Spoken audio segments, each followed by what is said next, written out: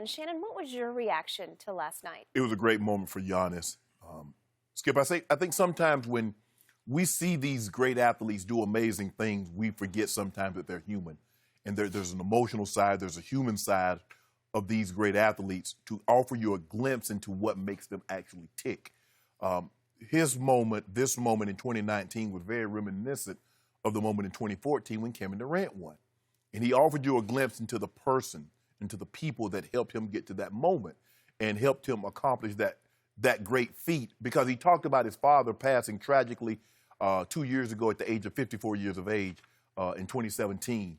And at that moment now, Giannis must step into the role of being the head of the house. He must be the dominant male figure for his family to carry on. And he spoke about his mother, who was the hero of that family and did a great job of keeping the family together. I think for Giannis, Skip, and he offered you something, and he says, you know, even when I didn't feel like playing, even though I was hurt, I was tired, it was that motivation of my father and me wanting to be the best and me wanting to help my team win and me wanting this trophy that kept me going. Kevin Durant alluded to something like that. Skip, is something that I can relate to, because growing up, how I grew up, knowing I didn't win the MVP, but I've always said if I got an opportunity to have a very special moment, Skip, the one person I was going to make sure to think would be my grandmother, and she would get the bulk of the time. And so for someone that raised her 9 kids and took up my mom's 3, that was the opportunity. He gave his father, I don't know if anybody knew his name, but he gave you a face. He put a face to the name. And that's what these great athletes do when they thank people for this great moment, is that they give face to the name that we associate, Wanda Durant.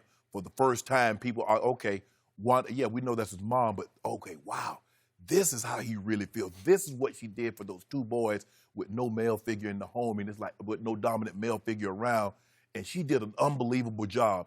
And Giannis, I read a story once, Skip, that when he got his check, he sent all his money home and then had to hitch a ride to the stadium, to the game, because that's where his mindset is. Skip, this was a great moment, but with all that being said, I still would have voted for James Harden to be the MVP. For me, Skip, and since and you go back a lot further, and I don't know if you were a voter or not, but normally the MVP goes to the best player on the team that has the best record. He doesn't necessarily mean he has to be they're the best team, but that's normally what happens, unless they're extenuating circumstances. Now, we saw a couple of years ago, Russell Westbrook, team, I think they finished 4th or 5th in the West, he won the MVP because he had done something that hadn't been done in almost 60 years. Mm-hmm. He completed the regular season with a triple-double. Okay, that's historic. We can understand why you wouldn't give it to someone that was on a team that had a better record. I just felt what James Harden did was of that caliber, Skip. It was historic. The 28 40-point games, the 2 50-point triple-doubles, the 2 60-point games, the 9 50-point games. Skip, 36, 7.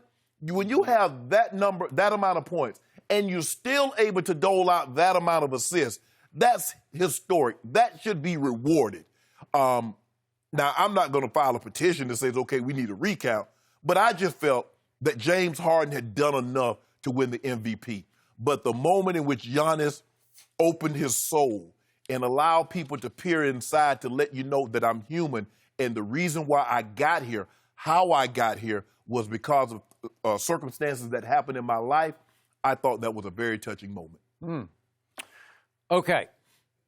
I have much to add to what you just broached. I was also stunned it was such a landslide. 78 first-place votes for Giannis to only 23 for James Harden. I did not see that coming. So I stepped back and tried to analyze big picture what just happened. I believe a lot of the voters saw Giannis as the new it kid. It was fresh. It was exciting. He was literally a freak because he was the Greek freak. He's got next. Right. James Harden, to many voters, had become same old news. And never discount how they treat the media. Giannis has become this delightful and willing interview, pregame, postgame, whenever you need him. He's fun. James, never really fun. He can be a little sour and a little dour and a little evasive and sometimes a little difficult. and he's carrying the chip on his shoulder that you guys think I always come up small in the postseason because we had seen him come up small again and again and again and again and again. Exactly. So I think a lot of the voters subliminally, this is just my read, my 2 cents from a distance, deep down they're thinking, gee, I know James put up stunning numbers, revolutionary numbers, especially for that position, the way he was going about it. I'm just not sure there's ever been a better solo offensive season than he just had. It's mind-blowing. Not that we can remember. I mean, and I like Wilt's 50-25. This is a 6'5" guy who starts on the perimeter. Yes. So he's shooting a step back that is unguardable. Yes. And now he's added a floater that's just unstoppable. And he can slither through defenders and get to the rim like nobody I think I've ever seen. And he makes free throws at almost a 90% clip. So that's hard to stop.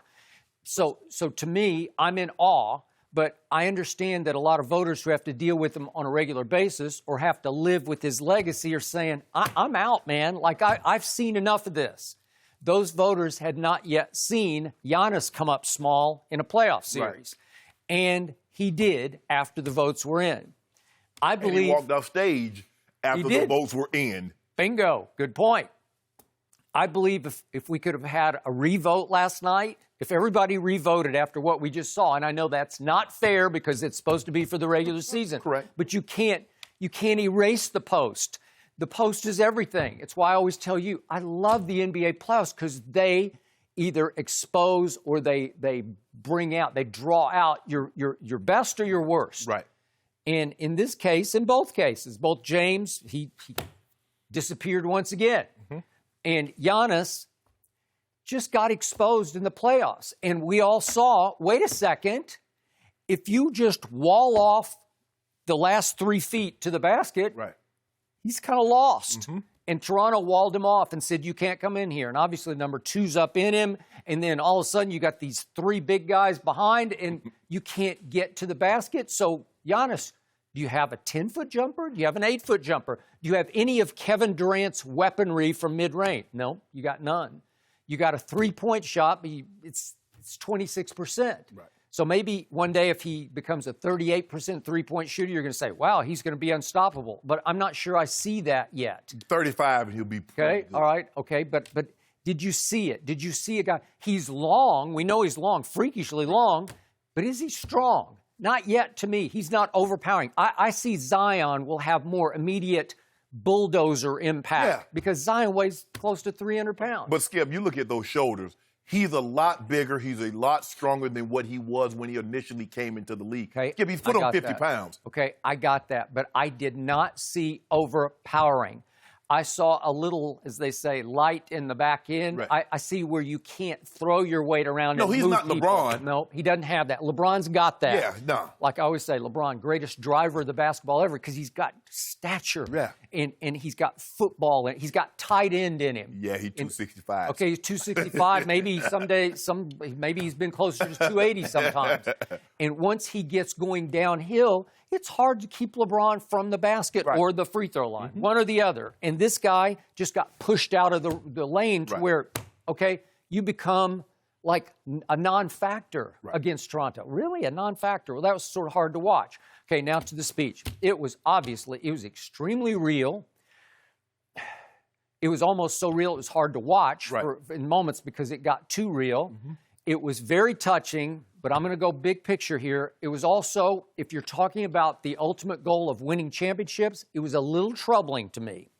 And maybe I'm being unfair here, but I don't care. I'm going to plunge on this one because he seemed shocked that he had pulled this off. I did this? This is amazing to me. I came from Greece. This is stunning.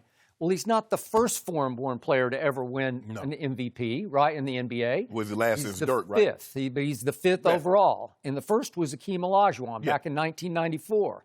And Akeem turned it right around in 94 and 95 and backed it up with championships. Yes. Again, there was no Jordan at that point, but he did. And, again, we didn't have award shows in those days, so I don't exactly remember Akeem's reaction to winning it. But I was around Akeem a lot. He was supremely confident. Yeah. And remember, he didn't show up until He just flew in one day and walked on to the University of Houston campus and said, "Can I play?" Yeah. Well, can you? Well, yeah. His biggest reaction came the following year when he thought he had a better year in '94 and he didn't get it, and they gave it to David Robinson, That's true, and he punished him. He punished him. So my point is that Giannis doesn't seem supremely confident to me. Like there's a little bit missing, like, wow, me? I did this? Thank you to my family. What I want my MVP to say, especially when it's his first, is to say, I want to thank my family for all they did for me. I want to thank my teammates and my coaching staff, but we have unfinished business. Right. We embarrassed ourselves in the playoffs this year, and we have to take the next step or 2 steps next year. That's what I would want to hear from a guy who is driven to say, I'm going to back this up, an individual award, with a team award. Well, hold on, Skip. I know a guy, and I just happen to be old enough, Jen, that I can go back. I know a guy that had multiple MVPs before he even got close to winning a title. Because if I'm not mistaken, and my memory is very, very good, he got swept the first 3 times he went to the playoffs. He had 2 MVPs before he even thought about winning the finals. But that's none of my business. You're talking about the greatest. No, I ain't talking about nobody. I'm just saying, I don't want to call his name. But I'm just, but you know what? Say it? Can you say it? Say GOAT. Say GOAT. No. Real GOAT. No. Thank you for watching. You can subscribe here to get the latest from the show, and be sure to check out more of the best clips from Undisputed, or go watch a few other segments from our other shows on FS1.